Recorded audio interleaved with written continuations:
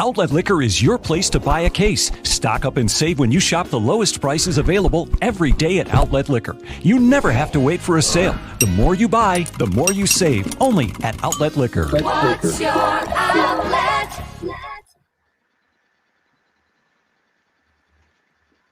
Folks, welcome into a very special episode of Degenerate Danger Zone because it is the Trainwreck Playoff Happy Hour. We're going to be doing these throughout the entirety of the NHL and NBA playoffs to bring you our best bets, and plus we'll be breaking down these games in depth. But DDZ has first to give you guys time so you can get down to the creek or do whatever you got to do so you can go get that free money as well. We have a bunch of NHL playoff games and 2 NBA play-in games that are going to be absolutely electric here tonight in the Eastern Conference. I got Meerkat, some guy named Steve, and Slick Al joining me, and I'm your host, Ty B. Meerkat, the Dart, 5 of its last 6. We got to start there. We cannot gloss over the fact that the Dart is getting hot at the best gambling time of the year. Yeah, it's awesome. I mean, the Dart is a creature of habit, and there's no middle ground with the Dart. It's either on an absolute heater or it's going cold as can be. And right now, it's at the beginning of the heater. You want to hop on now before it rides out because we got playoffs starting. We got NBA playoffs, MLB going on, NHL playoffs. I mean, we got golf. Dart might have a pick there. So much stuff going on. It's the best time to be on the Dart train. No, absolutely, Meerkat. I couldn't ask for the Dart getting hotter at a better time. Like you said, NHL, NBA playoffs. We have a major this weekend in golf as well. Plus, it'll be another slick Saturday. But let's get into it here. We got, Islanders, Penguins, Lightning, Panthers, Wild Vegas, and then Charlotte, Indiana, and Washington, Boston here in the NBA. Steve, I know you got some baseball picks. Let's just get them out of the way so we can focus on the playoffs. This is the playoff happy hour. Exactly. I got playoff picks too, but I'll just go real quick. Couple baseball teams I like. Cardinals, -120 versus the Pirates. 3-0 against the Pirates on the year. John Gant's pitching. He's got a 1.83 ERA. He beat the Pirates already this year. 5 innings, 1 run allowed. Cardinals a much better hitting team. The reason you're getting the discount at -120 is because the Pirates are pitching JT Brubaker. He's a decent arm. I don't think the Cardinals bat should have trouble. I'm also taking a little bit of parlay fodder here. Originally it was -120, but I'm taking the White Sox now -150 at the Twins. Supposed to be 120 because Pineda was supposed to pitch. Now they're calling up a guy, Bailey Ober. Hasn't made a major league start in his career. He's made 2 starts at AAA level. Everything else has been low A ball or below. Lance Lynn's on the mound for the White Sox. He's became one of the best pitchers in baseball over the past 3 years. This year's no exception. 4-1. 1.3 ERA. I mean, the guy's electric, and the White Sox bats have been on fire where the Twins have not. White Sox scored, I believe, 16 runs on the Twins yesterday. I think they win again. I know -150. I would have loved it at -120. A little bit of parlay fodder, but those are my 2 baseball plays. Let's just get into the good sports. Absolutely. Let's get into it. Ones that matter. I will say that home run last night, late in that game by Yerman Mercedes, is absolutely the 47-mile-per-hour pitch. But let's get into the hockey and the basketball. My first play here, I'm looking at this Islanders-Penguins matchup, and I'm riding with Dewey Crocs. I think the Islanders are going to get it done. What happened the last time these 2 teams played in a series? Get the brooms out. The Penguins were swept out of their own building, and I think it's going to happen yet again. The Islanders just play that style of hockey that makes it tough to get things done. You see Crosby having to score on a deflection, throwing one hand on a stick. It's going to take way more than that to win this series for them, and I just don't think they have enough depth to keep up with them. Was it Komarov had like 14 hits or something like that in the game? Absolutely insane. They're going to be all over you all game long, and the Islanders seem to have the Penguins' number when it matters most, although the Penguins were 6-2 against them in the regular season. I don't really care. It's the playoffs, and it's different, and I think you got to trust Barry Trotz in this one. Meerkat, what are you looking at first? Let me add them. I mean, I've been so excited for these NBA playoffs. I haven't been betting much the past week or two, and the only thing I've been betting is basketball, getting ready for these playoffs. I'm ready to unload. I'm kicking today off right away with a double play. I am going with 2 units on the Wizards plus 2.5. Half an hour ago, they were plus 1.5. Lines moving down a little bit back to where it originally started, which I am more than okay with. And then throwing a unit on the money line. I just like that little bit of insurance there with a couple of points, but I am confident in the Wizards tonight. It's a tale of 2 teams against the Celtics. Westbrook and Beal have been absolutely on fire and carried the Wizards into this play-in, into the playoffs. They're 17-5 in their last 23 games with an overall net rating of 5.7, which is 6th in the NBA. Like, that's really, really good. They're doing it on both ends of the court. The Celtics, on the other hand, 1-6 heading into the playoffs. I mean, they haven't beat a winning team since mid-April, and they just don't look great. You lose Jaylen Brown, your second leading scorer, a guy carrying that team, a focal point of that team. It's going to put way too much focus on Tatum. I don't see him doing it against the Wizards, who are red hot right now. I love the value for the Wizards. Slick rebuttal now. Well, you see the jersey, folks. You see what that says? You see that number 2? That's number 0. That ain't Agent 0. That's Jay Smooth. And although he might not have what it takes to pull out a dub tonight, yeah, that's right. Even I don't really fully have the confidence. I'm not taking the spread or the money line, but Jason Tatum over 32.5 points. I think he needs to score at least that if they want to win. And we've seen in a lot of these Wizards-Celtics matchups throughout the season, Bradley Beal, Jason Tatum, 2 St. Louis boys going point for point back and down the court. Beal, I think his hamstring's a little roughed up. So I like Westbrook as well, over 24.5 points. I think that's a substantially low number. He's been taking over the league these past couple weeks, playing like the MVP self that he was back in 2015, I think, or something like that. And I mean, Westbrook's on a tear. They've got his rebounds and assists numbers at absurdly high, like 13.5, I believe. Mind-blowing. Yeah. The 24.5, though, that's very reasonable. I think Westbrook is more than capable of scoring that, especially with Beal kind of on the roughed up side. Westbrook's going to be getting the majority of the touches. That's why I'm looking at that points, rebounds, and assists for Russell Westbrook over 50.5. Because the way I look at it, he's going to get somewhere, between 10 to 15 rebounds and assists. It's going to be a triple-double. You can count on that. So is it over 25 points pretty much? Same thing. Yes, I think so tonight, just because of the circumstances with Beal and this being, such a big game for them here. You can clinch that spot directly into the playoffs. You don't have to play another game. That's going to be huge here. You don't want to put yourself in an even worse position. So I like that one there. Steve, any plays on this game? I'm piggybacking Meerkat with the Wizards here. I love a money line in this game. The big thing for me too, I just don't think the Celtics have to match up with Westbrook. You have Marcus Smart, you have Kemba Walker. Kemba's not going to guard Westbrook. We know that. And Smart, I don't know if he's going to try to stop Westbrook or Beal, but either way, Russell Westbrook, I love this man, and he plays on pure emotion. He's probably the hardest, player night in, night out in the NBA. If he wins this game tonight, he gets a 7-game series against the Brooklyn Nets in a little revenge spot for his former teammates that sold him down the river, Kevin Durant and James Harden. And that's in Westbrook's head. That's been in his head. That's what he wants. He wants that matchup.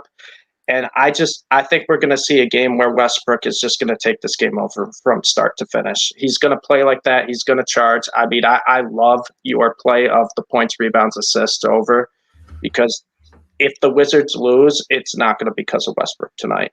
He's going to give everything he's got, and it's his game to win. I love him as the dog. No, absolutely. And we might as well stay here in the NBA for this second game here. Any plays here? We got the Hornets, Pacers starting things off. Looks like a 6:40 tip-off. We got a very, very close spread in this one. Hornets getting 1.5 points. Money line just plus 102. We got Degenerate Al joining us as well. Meerkat, you got anything straight on this one, or where are you leaning? I'm not giving out an official play here, but I'm going to say I'm leaning Hornets for sure with the Karis LeVert news. That's big. And, the Pacers aren't a great team. Since Miles Turner's been out, they've had to totally change the entire way they play. They're playing with a little more pace now, but, they're still vulnerable inside, even with Sabonis.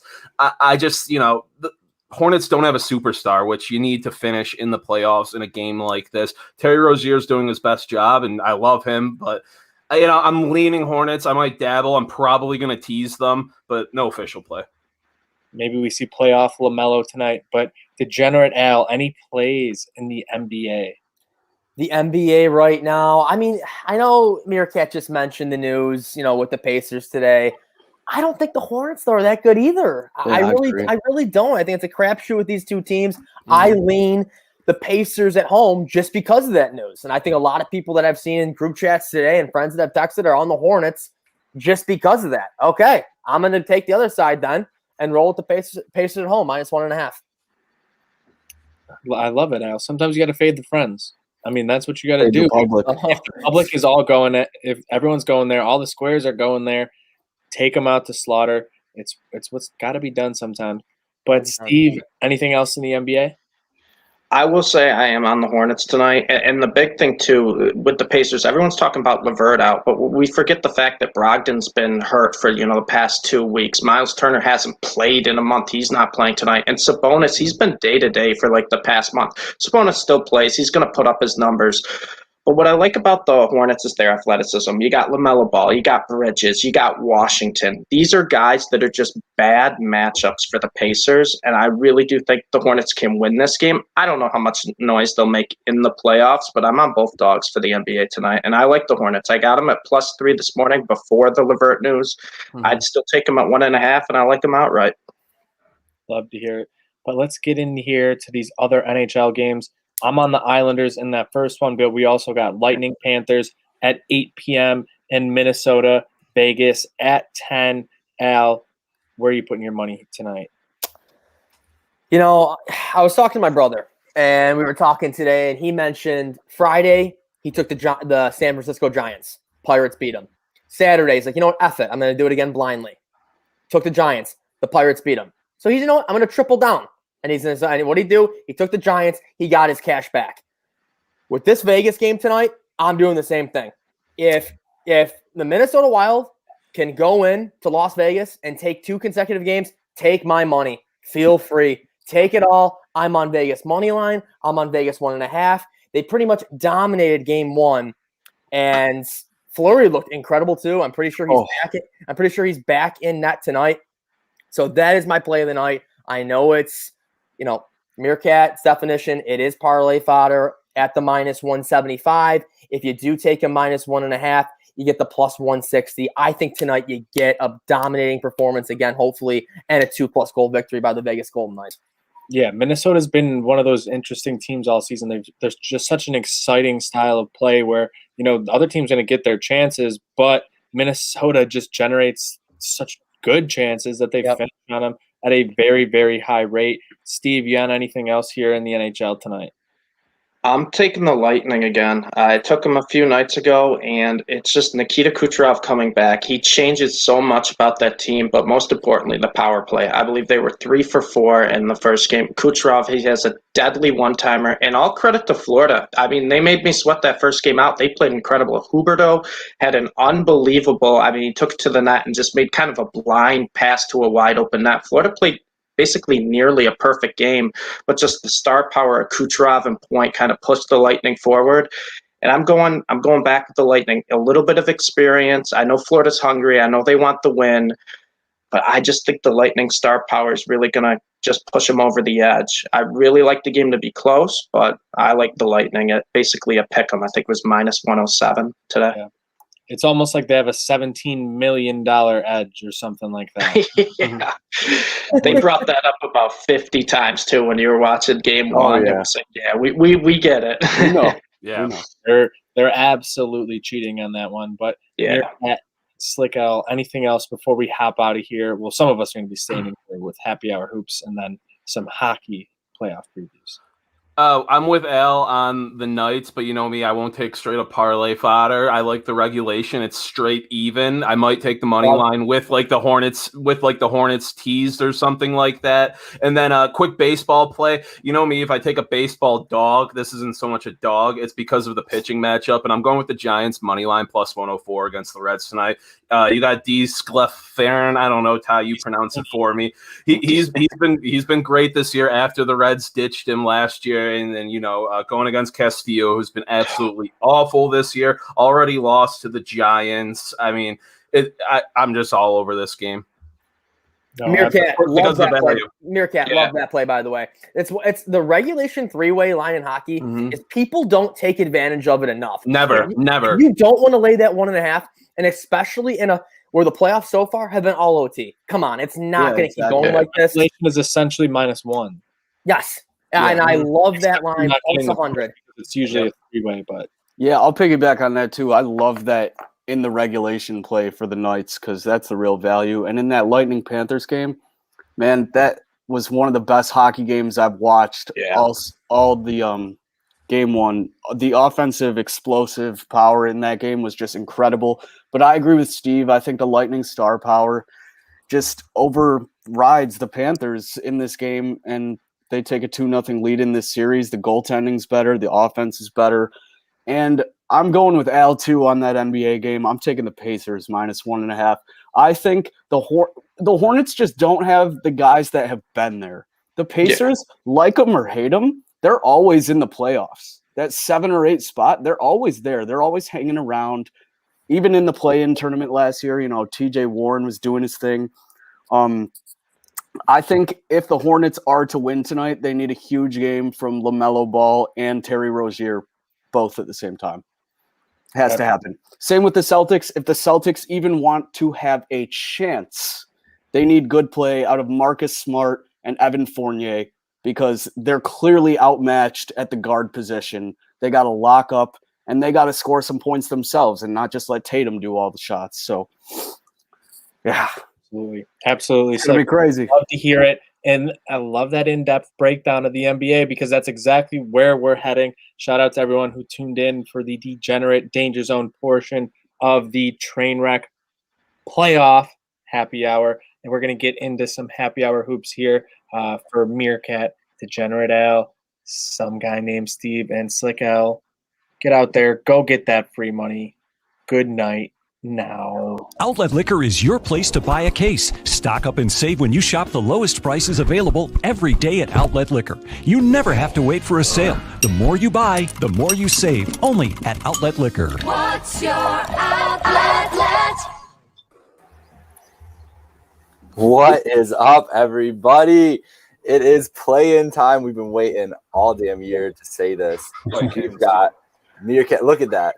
Meerkat's ready to hoop right now. He's ready to hop out on the court with everybody. Let's go. We've got Meerkat.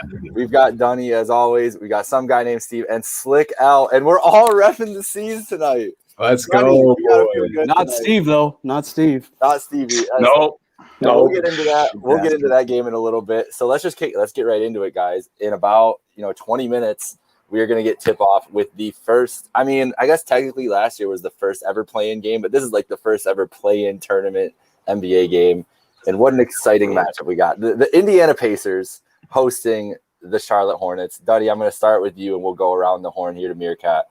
What are you expecting from this 9-10 matchup? We know that both these teams really beat up. Pacers missing some key guys as they've been missing the last couple months. Unsure about a couple guys. Brogdon, we'll see if he comes back tonight. And obviously, Charlotte Hornets have not been the same team since Gordon Hayward's been out the last month. They've been on a little bit of a slide since then. Lost their last 5 games of the year to slip all the way to this 10 seed. So what are you expecting from this matchup? What are you looking forward to? Yeah, so I guess you touched on a little bit. Things to get right out of the way is we can dive into this Pacers injury report because it is juicy, but about a half hour ago, they released the final report, and we have Malcolm Brogdon with a right hamstring. He's available. Aaron Holiday, right toe, he's available. Jeremy Lamb out. Karis LeVert out. Sabonis available. Summer available. Turner and TJ Warren, as we know, out. So the already underarmed Indiana Pacers are going to have a very tough matchup with the Hornets. I don't know. I think the way I see it, I think the Hornets could run away with this game. The only thing that scares me if I'm the Charlotte Hornets is if they can't control ball security and they're turning it over a lot, and then Indiana is able to control pace of play with Sabonis on the block. But that's the Pacers, injury rundown. So already undermanned. Looks like they're losing a couple more guys, and then we know how explosive the Hornets can be if they want to be that team. Yeah, Meerkat, what are you looking forward to in this game? Just from a pure basketball perspective, like what are you expecting in this matchup? I think this is going to be a really close game. I think it's going to be a good game. Maybe not, the most enjoyable for somebody on the outside, just hoping for crazy plays and stuff. But I think it's going to be a good basketball game and close. I don't know. I'm looking for the Hornets to kind of use their bench tonight, because I think this is a game you're going to have to be fresh and take it, I brought up on DDZ, since losing Miles Turner a month ago, the Pacers have kind of changed their game up and, been more pacey, been more moving around. So the Hornets are going to have to, outdo them in that category to win. So outside of Zeller and, Bridges, they don't really they don't go deep off of the bench really with minutes lately. So, maybe see them, Malik Monk get more playing time or somebody like that.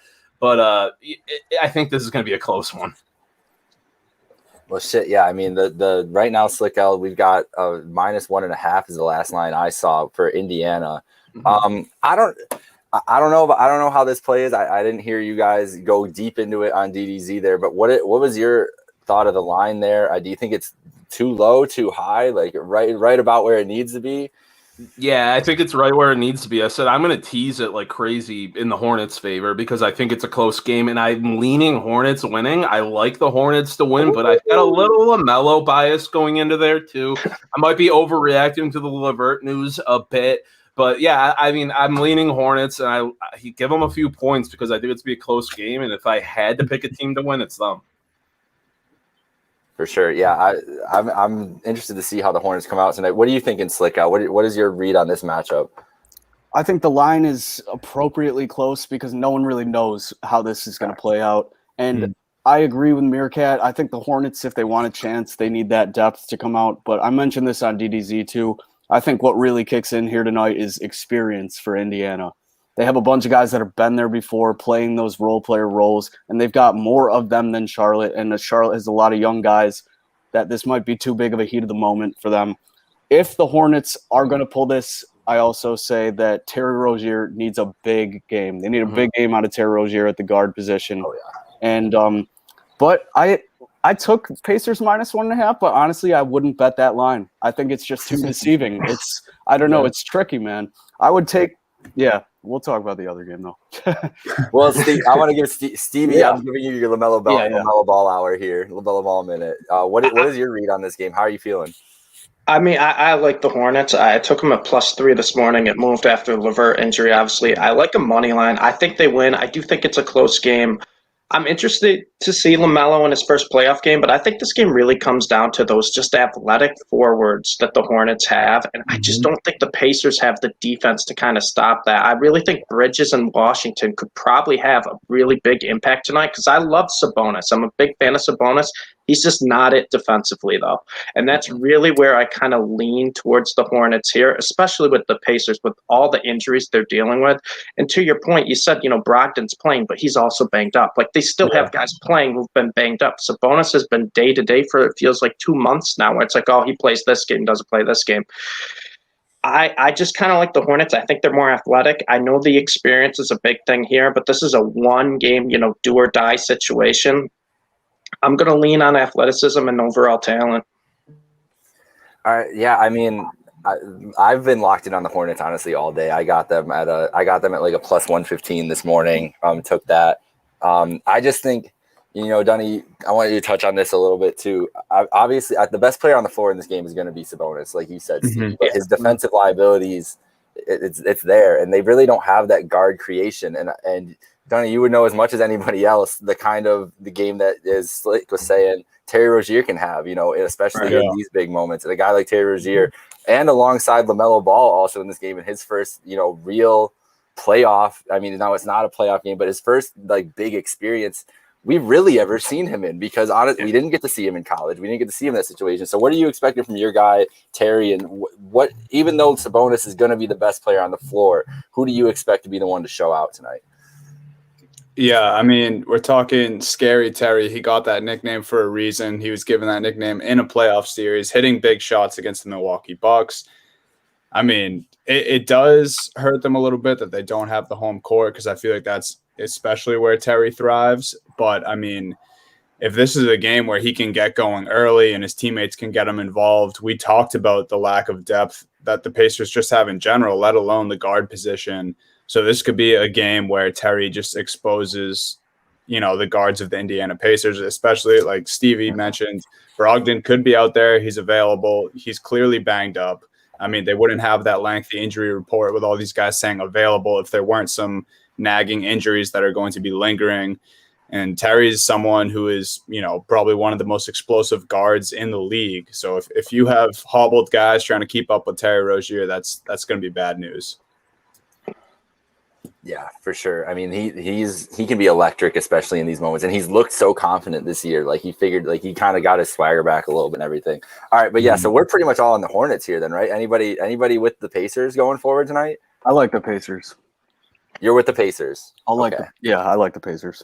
Like them, not love them. Just like I said, man, I don't like that line. I don't like that. That's how I'm about with the Hornets. I don't love. As a fan, I like the game. As a bettor, I do not like that game. Oh yeah, no, I feel you on that. It's going to be a great game. Yeah, absolutely.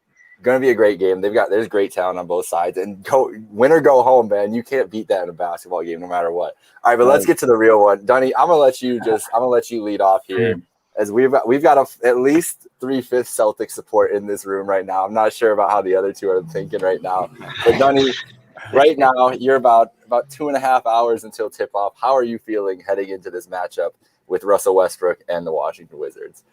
I'm feeling good. I got my nap in before hopping on here because I know I was going to have to stay up for this wildly late Eastern Conference game. But no, I mean, it comes down to this, right? Obviously, no Jaylen Brown for the Boston Celtics. Someone needs to step up. Someone needs to be a scoring threat outside of Tatum and Walker. And I'm not talking Marcus Smart because, I mean, I love the guy, but we know how streaky he can be as a scorer. I'm looking more at the rooks. Peyton Pritchard, Aaron Nesmith, one of these guys has to step up. I mean, they've proven it. They've proven it recently. Getting Rob Williams back is going to be massive for the Celtics. They just, it's obviously a defensive thing. But he works so well with the offense. He can catch free throw line extended. He makes passes from the top of the key. Like Rob Williams being back is huge, especially we talk about it time and time again. The Wizards don't have a roster outside of Beal and Westbrook. So, I mean, if Celtics can get, their role players or their less significant guys going outside of Tatum and Walker, I think, that's where they're going to succeed in this game. And then you look at the flip side, Russell Westbrook scares the shit out of me, just flat out. I mean, there's no other way to put it. If you're going to want to keep Marcus Smart on this guy, but if he gets a switch where Kemba Walker's on him, that's just going to be – he's going to be rocking the baby like he does. He's going to be doing it all game long if he has guys like Kemba or Pritchard in the post. Like, it's just that simple. And then my last big takeaway from this game is that Beal has 8 40-point games this season, and 2 of them are against the Boston Celtics. Both losses for the Wizards in those games, but I mean, he clearly has no problem getting hot against one of his best friends in Jason Tatum. So, I mean, always got to watch out for Beal, but especially for tonight. How about that? I mean, I've heard this story before, but anybody that's on here, that Bradley Beal's mom was Jason Tatum's mom's volleyball coach. Like that's the roots that these guys go back, and that's kind of crazy that they're in this matchup together. But you mentioned Beal getting those 40-point games. Stevie, Beal did not look good on Sunday. He looked like he was still hampered by that hamstring or the ankle, whatever is bothering him. He did not look 100%. He looked, out of the rhythm with it and everything. So do you think that Russell Westbrook could he be enough in a matchup with a hampered Beal to overtake, a equally as banged up Celtics team missing one of their best players too? I mean, I still think Beal has to make some sort of an impact. As much as I love Russell, he can't beat the Celtics just by himself. And if Beal can give him, 25 points, 30 points, I think that can be enough, because what I said about Russell Westbrook is he just plays on emotion. He's the hardest worker, you watch. And he knows that if they win this game, they're playing Kevin Durant, James Harden next round. And that's engraved in his mind, and there's nothing he wants more than that. And you don't want to get in the way of Westbrook when he really wants something. He looks like he could kill you out there. He could murder you. And he's the type of player that I think he really could, just say, if Beal starts off struggling, all right, it's just me. I'm going to try to take this game over. And we could see an absolute jaw-dropping stat line for him. But to your point, too, I mean, it's a team sport. Westbrook and a little bit of Beal's not enough to beat the Celtics. So we're going to need to see Rui at least get somewhat involved, or Bertans, or even Lopez to try to help, with Williams. Yeah. Because as much as I love Westbrook, and as much as he's kind of been carrying the Wizards team all year, second half of the year long, it's the playoffs. Someone has to step up who, normally doesn't. And Celtics and Wizards are kind of in the same position where they've kind of been, banking on, Tatum and Westbrook these past, couple weeks. I expect Beal, though, to show he's, Bradley Beal. I really do think Beal's going to kind of put the last game behind him and probably score 30 or more points, and that's why I like the Wizards. I love it, man. What Meerkat? How are we feeling? What's your vibe on this game? I mean, it's best case scenario out of all the playing matchups we were talking about. I feel like we were talking about it a couple weeks ago. This is the best case scenario, for the East. So what are you expecting from this matchup? I'll be nicer than I was on DDZ because Sonny's here and I like him, but it's a it's a tale of two different teams right now. You just look at how hot the Wizards are, 17-5 in their last 23.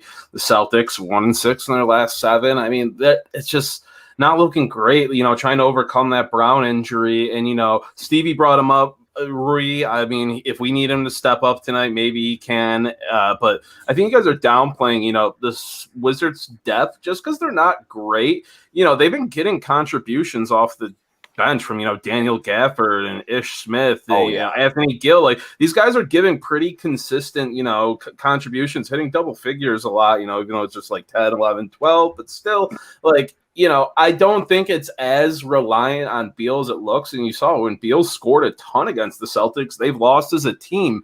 And I kind of like trends like that. It shows you got to kind of spread it around on the Celtics. Mm-hmm. Let them ice, go hard against Beal on defense, because if he's still hurt a bit, Russell's still going to do his thing. The ball is still going to be spread around. And just the Wizards lately completely changed their game. They've been doing it at both ends of the floor. They're 8th in offensive net rating, 8th in defensive net rating, 6th overall. I mean, they've just really been a new team.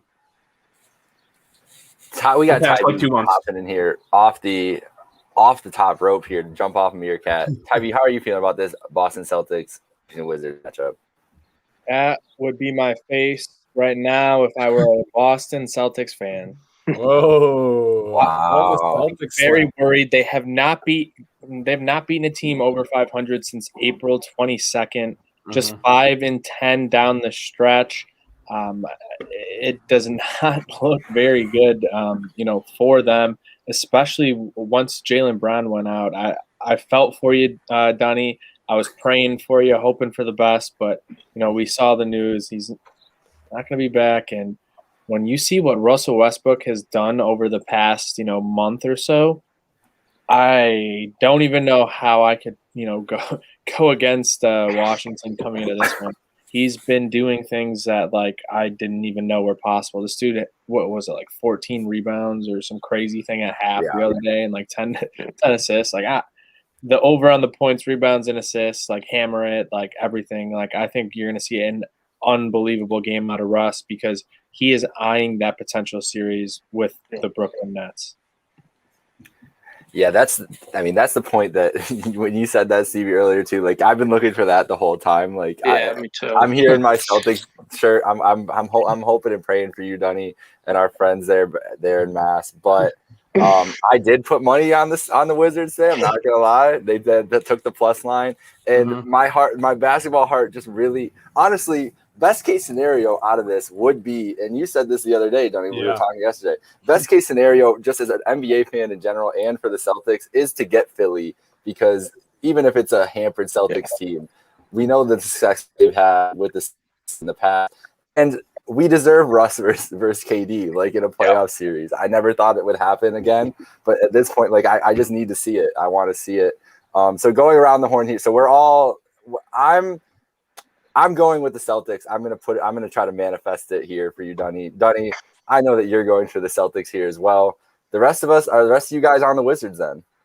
Yeah, I'm on the Wizards. I will say though, Donnie, I'll root for the Celtics the next game. If they do lose to the Wizards, I'll root for them to get that 8 seed. It doesn't matter who they're playing.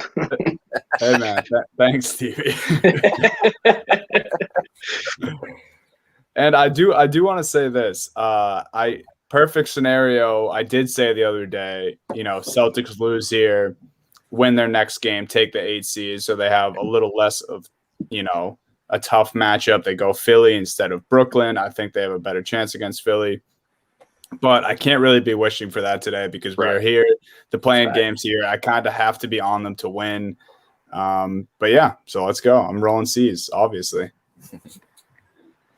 It's going to be electric in the Garden, bro. I don't even care how many people are there. That place is going to be – it's going to be so – I'm excited to see all these places the next couple nights. We get to see it in Staples tomorrow night too. In Memphis. I mean, it's just the atmospheres, the playoff atmospheres. It's going to be great to see. There's like 12,000 at the Carolina Hurricanes game. Last night? Yeah, dude. Last night that shit looked crazy. Yeah. I was so happy just watching it. Like, I just love seeing people going crazy. So I'm hoping for that basketball atmosphere. And I hope we get a big game atmosphere tonight. No, absolutely. I think that's what it's going to be. It's going to be a back and forth. You're going to see some of these stars hitting some big shots. But I think ultimately Russell Westbrook is the best player on the floor, and you're going to see why tonight.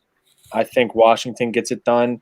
They're into that spot, and the Celtics are going to be in a lose and go home situation, and that's going to be a tough spot after the way the season started. For sure. I wish Jaylen Brown was out on the court tonight. I really do. Really do. All right, before we wrap here with Happy Hour Hoops, as we've been doing the last couple episodes, we'll start with Stevie and go around the horn. Finals pick of the day, Stevie, what do you got? I don't think anything's changed for my finals. I'm going with KD versus LeBron. Lakers are healthy. Lakers look good again. Give me the Nets and the Lakers, and I'm taking the Nets over the Lakers. Woo! Lakers crawling out of that play-in situation all the way to the finals for Stevie. I think they can do it. I think I said Clippers, Nets the other day. I'm sticking with that. Sticking with it. Ty B, finals pick of the day. What do you got? Yeah, LeBron wanted to be in the play-in game. We all know why, because LeBron wants to supplant his legacy by saying, I was the only guy to win 17 playoff games, to win an NBA championship, just to put, the COVID title aside. He just wants to have that extra ruby in his crown, but not so fast. Clippers, Nets. That was the most predictable pick, I think, of the round. All right, Meerkat, what do you got? Finals pick of the day. Nuggets, Knicks. There it is. That's the most predictable pick right there. Joe Conzi, I hope you're listening. That was a Meerkat bomb right there. Yeah. My Nuggets, my Knicks, my Heat. I'm going Lakers Sixers to wrap it up. That's what we're rolling with. All right, boys. Thank you for joining along here for the Happy Hour Hoops edition of the Trainwreck Playoff Happy Hour, and we will be transitioning into Two Goalies, One Mic, Crossing Swords, NHL Playoff preview. Let's get it, boys. Enjoy the game. Enjoy the play-in. First play-in ever. Let's get it. Let's go. Let's go. Have a night, guys. Outlet Liquor is your place to buy a case. Stock up and save when you shop the lowest prices available every day at Outlet Liquor. You never have to wait for a sale. The more you buy, the more you save. Only at Outlet Liquor. What's your outlet? Folks, shout out to everyone tuning in right now. We're here to break down the NHL playoffs. Everyone knows it's the most exciting. Sorry, Jake. But we have some very, very good games here tonight. We got Islanders, Penguins, the Battle of Florida between the Panthers and the Lightning and the Wild versus Vegas. Dwayne, the playoffs so far have been very good. We're getting a ton of close games and especially overtime. How are you feeling right now with the way the playoffs have gone so far? I mean, I can't think of a more exciting start to the playoffs in recent memory. Honestly, this is overtime, lots of scoring. Even the games that aren't lots of scoring, like the Wild and Golden Knights in Game 1, you got like acrobatic, insane saves from both Marc-Andre Fleury and Cam Talbot. Like it almost seemed like every 5 minutes I was going on Twitter and seeing a replay of, because I was on my buddy's deck trying to watch it, but when you miss it, you go on Twitter and people are tweeting out some insane windmill Wednesday acrobatic glove save from Marc-Andre Fleury, which has become the norm for him throughout his career. Seriously. It's insane at his age he's having the season he's had. Cam Talbot, that was I wouldn't say surprise, but putting up that big of a game against that team and only winning 1-0. I mean that was insane. That was fun to watch as a goalie. And obviously the most exciting game was the Florida Tampa Bay Game 1. That had everything in it. Everything you wanted as a hockey fan, that game had it. Oh, yeah, scoring, fighting. You saw some nice dangles. You saw some big saves. And, yeah, absolutely amazing. And, let's go in order here. Actually, let's not go in order here because we might have a surprise guest. So let's start here with that game, the Lightning and Panthers. Kucherov late in that one. The Lightning are cheating. We all know it. Was it 17 million over the salary cap, Jake? And they get it done. Braden Point with a great little 5-hole move to beat them. And Florida plays the game of maybe their year and still lose. Yeah, here's the thing, though. I'm very bullish on Florida still being able to make this a series. Obviously, it's a very disappointing result to not even get in there and have that. They played an amazing game. They did everything they could. It's not a lot of times they're going to be able to pop 4 goals on Vasilevsky. It's going to be tough. I mean, he was on my fantasy team this year. I know how good he was the whole year long. But that's the problem with this Florida team. That's the real big hole. Bobrovsky has not been his usual outstanding self the whole year. You could see it in some of the goals in this game. I mean, some of those Kucherov goals, that's just Kucherov. And they are cheating. They are. It is, in fact, like there's no reason this dude should not have been on the roster at all this year. The way he came back, he looked like he's been ready for the last 3 months to just be out there. But it's really going to come down to the goaltending, I think, because, I don't think we're seeing another 4-goal game for Vasilevsky this series. I think it's going to be really tough. I mean, I know Florida's offense is great and they play with great pace. And that game the other night, the pace, besides the fighting and everything, just the pace, like you could tell just how intense it was just to see like the up and down action. But I want to see it from their defense and I want to see it from Bobrovsky show up and he's going to have to outduel Vasilevsky at least one of these games for them to steal one now that they've lost home ice. No, absolutely. And that's going to be, like you said, the toughest task for them is can you shut down Tampa Bay offensively where you're not making it an absolute slugfest, because that's going to be a very, very, very, very tough fight to win when, like we've mentioned many times, they're way over the salary cap. Dwayne, when you're looking at this matchup here tonight, do you think Florida is going to be able, to take one here? On the against Tampa Bay, against the defending Stanley Cup champions, do you think they got it in them? I mean, I've been a big fan of Florida all season. I've never seen a team who just in terms of like making bad decisions in net, like be so phenomenal in the crease. You went and you signed Bobrovsky to a stupid deal. Seriously. Like a dumb, stupid, like that scene from Billy Madison where the guy's like, what you just that's that deal. That's 100%. That's that deal. But then you go draft Spencer Knight weeks later with your first pick in the first round, and not only you have Canada's had Canada's starting goalie from the World Junior Tournament in your system, and you just happen to have Dreger, who just had an insane season for you, getting a lot of important starts over Bobrovsky. So, I've just never seen a team with just so much depth and, success in net. And as a Sabres fan, as all Sabres fans, we look at that team as why? Why do they get that? Why do they deserve that over me? When we've been just struggling at the position for how long? So, I mean, I did see that Dreger was getting most of the reps in practice today. I'm not sure if they've announced him as a starter yet. Bobrovsky didn't have the best game, but I don't think he played bad enough to lose. That's an insanely good team in Tampa Bay, and he made some huge saves. I don't expect Bobrovsky to win that series on his own. I expect him to play well enough and to play, hopefully to Vezina form. That's what you would like. But that team is so good. The fact that they're $10 million over the salary cap and just I want to call them cheaters, but at the same time, it's if that was my team, am I not doing the same thing? Am I not using those rules to my advantage? Probably am. Screw it. I just, that team's just so good. But Barkov is so good. Huberdeau is so good. Even without Ekblad, that team is still dangerous down in Florida. And it's been fun to watch. It's fun to see them throw the rubber rats on the ice again, even with a limited crowd. I do think Florida's capable. It's just really going to come down to goaltending and being able to contain that, offensive attack from Tampa Bay. No, absolutely. I think that's the biggest thing. Jake, before we bring in our special guest here, your prediction, who do you got winning this one? I'm on the Lightning. What are you thinking? Well, I already have the Florida Panthers in 3 parlays tonight, so I'm rolling with the Florida Panthers. Also, shout out my boy Brandon Mercer. He's not listening to this, but he was my junior roommate for 3 years, the biggest Florida Panthers fan in the world. So this is a very homer pick for me, but I think that they've got it. I think they've got the horses to skate with them, and I think we get a better game from the defensive side and maybe a 4-3 overtime win tonight in Florida, and the Rats are going to be fucking flying.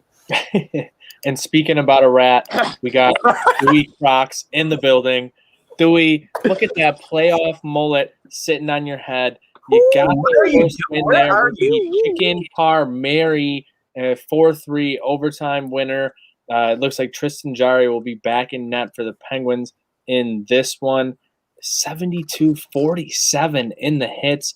Uncle Leo, shout out Uncle Leo on that one. Never talk playing out. They uncle. smashed the Penguins last time in the playoffs. Are you in the woods? No, I'm at my last house, actually, so we're going to make this short and sweet, just like the Islanders did 2 years ago against the Pittsburgh Penguins. Swept them. We're looking to do it again.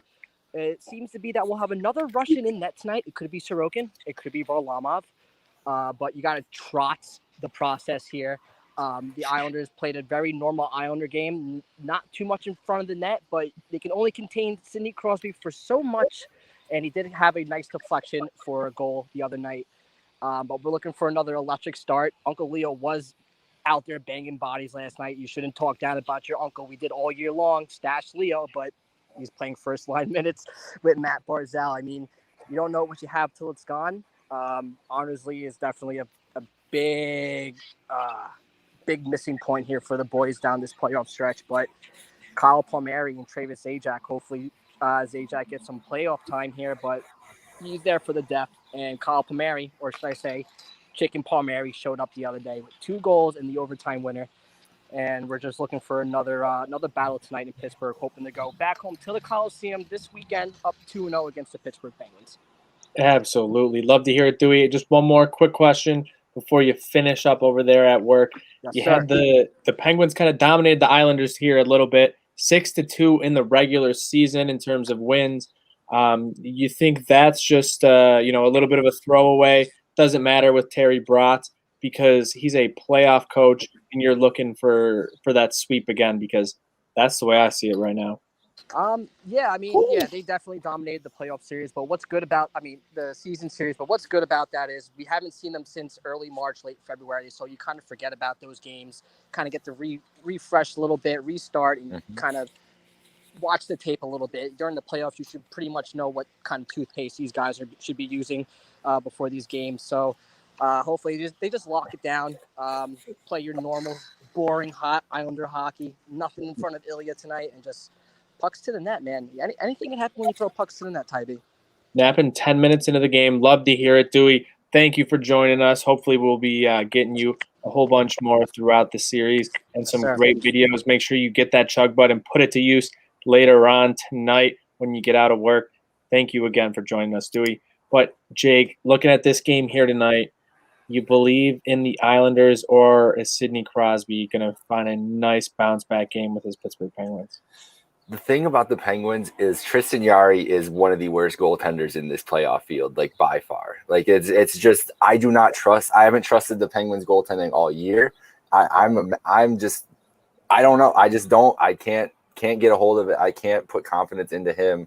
That being said, I think that the Isles kind of snuck away with that overtime win the other day. I mean, they kind of threw whatever they could at the Pens.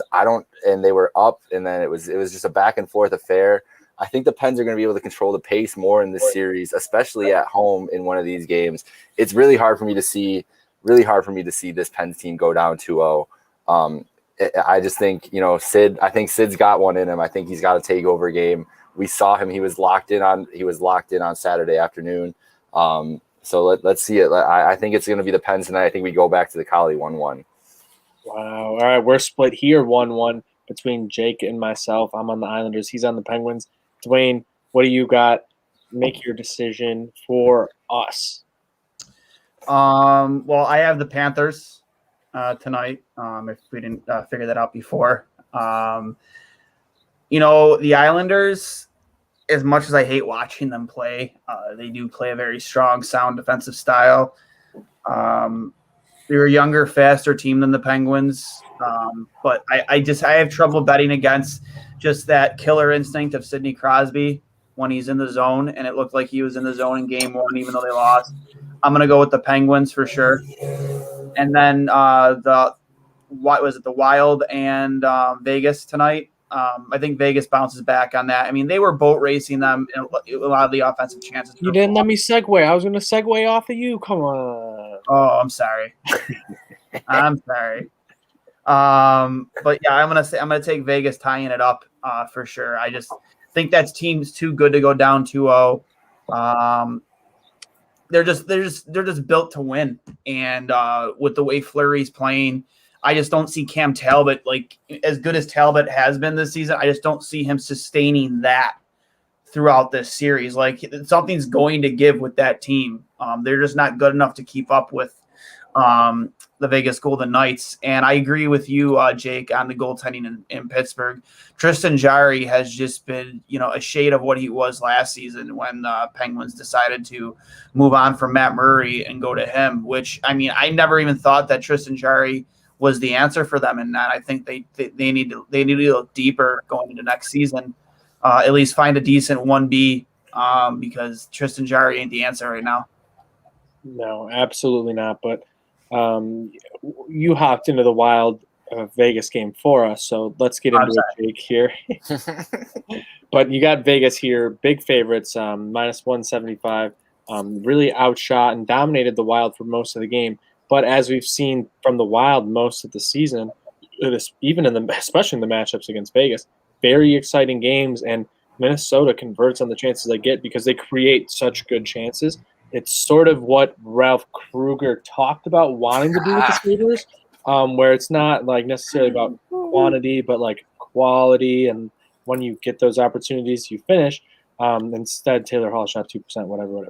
But you look at the Wild and Kirill Kaprizov and the depth they have on that team, and they're going to be able to bring it to Vegas. And at minus 175, especially if you're like a betting person, it might be worth, taking a look on the other side with the Wild being able to carry it out because, they really contended there for that second spot in the division, Jake. I'm going with the Wild tonight, and I really like the Wild going into this series because of exactly what you said. I didn't like it if they were to match up with the Avalanche because I think the Avalanche, star power would just overcome it at some point. But the thing about Vegas that's so good about them, I mean, they have top end talent too, but they're just so deep they can send every line at you. They can't do that against Minnesota though. Minnesota can match up every single line with them. Now, where they should have the advantage is goaltending. Like Fleury, you should be able to end. I mean, no disrespect to what Fleury did on the other night. I mean, he was outstanding and really kept them in that game with some of those chances that he was able to stop on Minnesota. But I don't know, man. It's just something. There's just some kind of buzz about this Minnesota team for me that I've just gravitated to all year long. I don't know if it's Kaprizov. He's just been so fun to watch all year. But they really do have that depth, and they've really built the team well over the last couple of years. Had some playoff hardships. I don't know. I'm riding with the Wild, and like you said, with that fat money line that you could get for the Wild, I think this is closer to. The rest of the series should be closer to even than a minus 175 for the Vegas. So I think definitely if you're looking to bet on it, it's worth a look to just take the value and take the Wild. Even especially, I mean, I don't know what that puck line is. It's probably massive for the Wild, but it's just weird when you look at this. When you think about it in the context of a normal NHL season, the way the standings would have fallen out, because these three teams, you know, whether it's Colorado, Vegas, and Minnesota, they're probably the three best teams in the West, and they were all put in the same division here. And, you know, in the Central, like, you know, Nashville clawed their way in pretty much in the last game there to figure things out. So it's so tough when you have a matchup like this early on. A lot of people have doubted Minnesota from the very beginning of the season, and to where they've gotten to. And Kaprizov, shout out to Kaprizov because he's the reason I won the Trainwreck Sports Fantasy Hockey League. Shout out to our commissioner, Dewey. I want my belt. I'm going to come back to defend it next year. I absolutely cannot wait. I do think Minnesota has a better chance than most people are giving them. I think it might – I'm going to go with a 3-2 Vegas win, but I really could see it flip flop either way. Like I'm at it, you know, a coin toss on this one. So the value that they're giving you on the opposite side is kind of unbelievable to me. I just don't see that big of a gap between these teams, like you said, Jake. Dwayne, like these teams played some crazy games throughout the regular season. It's not that big of a gap as prognosticators are making it out to be. Yeah, I mean, I just think Vegas is just really, I don't want to say a powerhouse team. I just look at Minnesota's roster, and I do like the makeup of that team. I just think Cam Talbot's playing a little bit outside himself right now, and I think it's going to come down to the better goaltending. I like Vegas's depth a little bit more than what Minnesota's been doing. So I think Vegas is just too good of a team to go down 0-2 in the hole here. I mean, I know nothing about money lines. I know nothing about that. I know hockey. And I just saw a team. I mean, Minnesota had great high danger chances in the second part of that game. Don't get me wrong. But I mean, when push came to shove, you still only won 1-0. And you're just not going to be able to sustain that type of goaltending throughout the series, in my opinion. I mean, something's going to eventually give with that team, and Vegas is just going to overpower them with their talent. Well, that's the thing is Vegas is going to be able to keep up that pace all series that they had, and it's just going to can Minnesota handle those waves? Can Cam Talbot have handle those waves? You said, I'm a big fan of underdog goaltenders, and that's exactly what Cam Talbot is here. Mm-hmm. And you know, if Minnesota wins, I'm absolutely ecstatic. Like I'm not, by no means am I some like Vegas Golden Knight fan all of a sudden. Like I can't live with the Vegas Golden Knights I can't live with the Vegas Golden Knights winning a cup like before the Buffalo Sabres. Like I just can't. I can't live my life like that. I refuse to. So imagine if the Crackheads get one before us. Don't even bring that up. Don't even bring that possibility. Not a shot. I realistically, I just think that Minnesota eventually talent is gonna overcome, you know, the talent of Vegas is gonna overcome even the depth that Minnesota has, and Cam Talbot is just playing outside himself right now. And I mean, if he can keep that pace up, holy shit, I'll buy a Cam Talbot jersey at the end of that series. You know, like sign me up. I'm a big fan of underdog. Like I said, I'm a big fan of underdog goaltenders. So I just don't see them sustaining that type of defensive hockey and goaltending throughout the 7-game series. No, absolutely. And if you're looking for a place to watch any of these 7-game series, make sure you get out to Amherst Pizza and Ale House, one of the best places for wings, pizza, etc., especially if you're out there in the North Towns over on North French. Make sure you get into Amherst Pizza and Ale House. Some great selections of beer on tap as well. They got some Double Juicy from Beltline, the Ruby Red Kolsch, and a ton more. I know no more deals, during the Sabres games. That sucks, but it's still one of the best places. And their Crown Royal barbecue wings on the pit are to die for, so make sure you get over there. Shout out to Dwayne and Jake for hopping in here to talk about some hockey. Make sure you guys tune in throughout the week. We're going to be back doing an hour block for you guys with some DDZ, some happy hour hoops, and some 2 goalies, 1 mic crossing swords, hockey playoff previews as well. We do have a confirmed, not sure on a date yet. I know we've been talking about it on 2 goalies, 1 mic for a little while. We do have confirmed that former Sabres goalie Jonas Enroth is going to come on an episode with us to not just talk about his career, but to talk about playing alongside Ryan Miller for the time he spent here in Buffalo. Trying to work on other former teammates too. It's tough to work around people's schedules, but we'll see what we can do. But at the very least, we're going to have former Sabres goalie Jonas Enroth on with us. Yep, absolutely. Cannot wait for that. Going to be celebrating Ryan Miller's career very soon. It's going to be a great episode. I know Dwayne's very excited to be putting that one together for you guys, so make sure you guys follow at 2 goalies 1 mic on Twitter for more. That stuff is going to be coming very soon. And make sure you get over to Outlet Liquor as well, the place to buy a case. The more you buy, the more you save. Get over there, George Urban Boulevard, for all your liquor needs. And folks, go enjoy the playoffs. Good